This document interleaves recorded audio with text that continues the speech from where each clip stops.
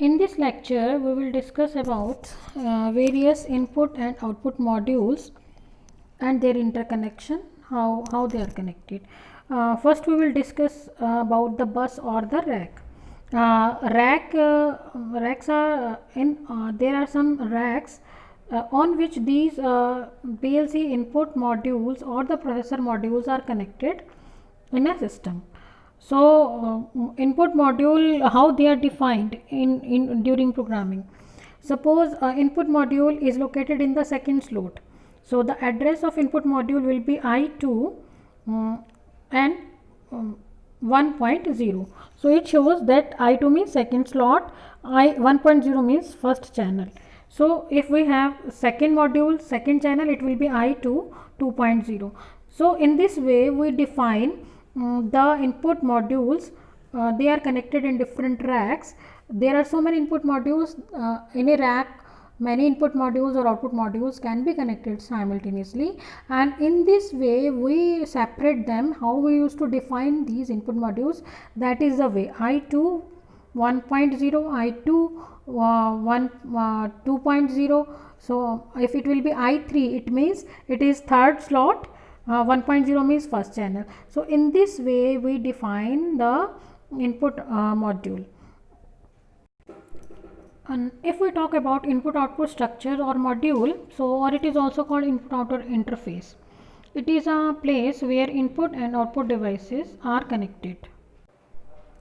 Input and output modules are used to connect various sensor and actuator to the system. On that, various type of sensors like temperature, pressure, flow are connected. And input output module can be of two types. It can be digital, it can be analog. Analog, if the input we are getting from the analog sensors, then we have to take analog input output modules. And if we are if our devices, input and output devices, are digital in nature, then we can have digital input output modules. The main purpose of input output interface is to make the signals to receive the signals from the input devices and send to the external output devices.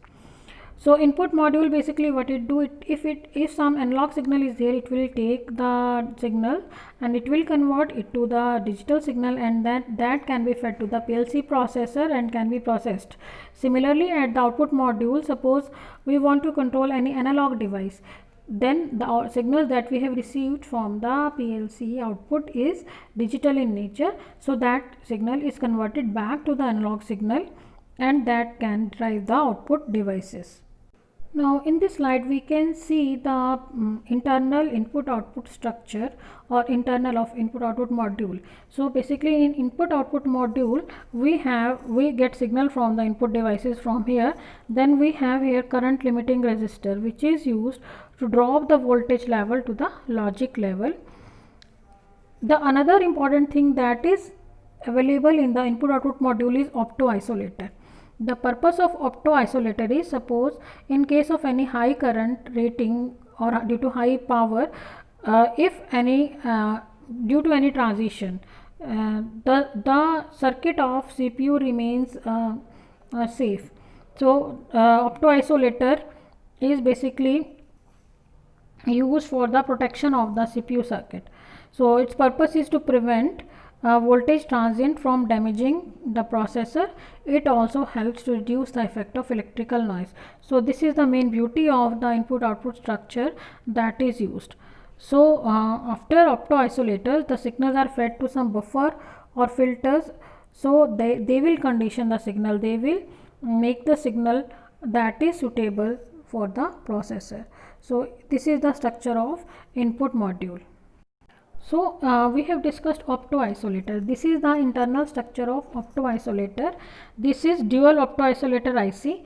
In this we have two opto isolator. One opto isolator is here, that is made from the combination of this LED and this transistor, and similarly this is another opto isolator. So in this we are having two opto isolators. So these are used to isolate the input signal that is available at input 1 and 2 to the output 4, 8 and 5. In case of any voltage transients, this circuit will break. LED will not supply signal to the transistor and our devices will remain safe. So this is very important beauty of optoisolator. It can in this IC we can connect two devices at a time through this circuit. So this is the method how input connections are made in case of PLC. If we can connect various AC, DC or TTL levels. Here we can see the various input connection diagram. We can connect AC devices, DC devices and TTL based devices through these connections. So their different connections are shown. Here in this section we are having L1, L2, these are called runs.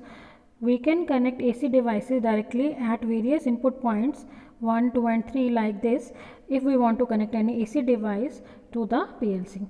Now if we want to connect a DC supply, the connections will be like this. The ground terminal of the PLC will be connected to the negative terminal of DC supply and at the positive terminal various input devices will be connected. Now in case of connecting TTL devices, one transistor is also used in that is used. Through this we used to take the TTL power levels so that TTL power levels can be maintained in this way. So these type of circuit connections are necessary. So minus is connected to minus V and plus is connected to transistor through this diagram. So if we want to connect any TTL devices, this type of circuits we need to follow. So the next is your how wiring connections will be provided, how we can connect various AC and output AC devices and DC devices.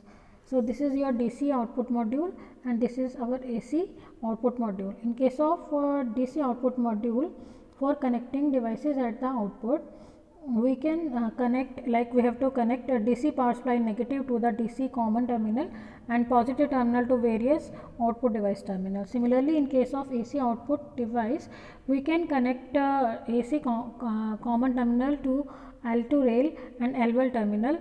On L1 terminal we connect different AC devices. So this type of connections or wiring connections are needed for connecting various output devices. As we have discussed, the input output module circuits can be analog or digital. So these devices can sense analog signals as well as output signals. For analog inputs, we can use different type of sensors like thermocouple, strain gauges, pressure sensors. So for standard analog input signals, the ratings can be, they can handle current 4 to 20 milliampere and voltage 0 to 10 volt. Similarly, analog output signals are used to drive various type of voltmeters, XY recorders, servo motor drives, etc., or sometimes of valves. So the output ratings will be 4 to 20 milliampere. So it can drive the output devices with these voltage range 4 to 20 milliampere current, 0 to 5 volt or 0 to 10 volt output devices. There are some special purpose of I/O modules, input output modules, that are used for specific type of circuits like servo motors, stepping motors, multiplex display, keyboards, etc. So these type of modules but have one disadvantage: they have limited access to the timer and counter. They have very limited access to the timer and counter presets values. So these type of I/Os are called special purpose. In this slide we can see the actual devices that can be connected to PLC. So input devices can be these type of buttons or any type of sensors. So this is a PLC. It looks like this. We have different type of connections can be made here. Here we can connect various type of devices. And similarly these are the output devices. That can be a lamp, that can be a motor.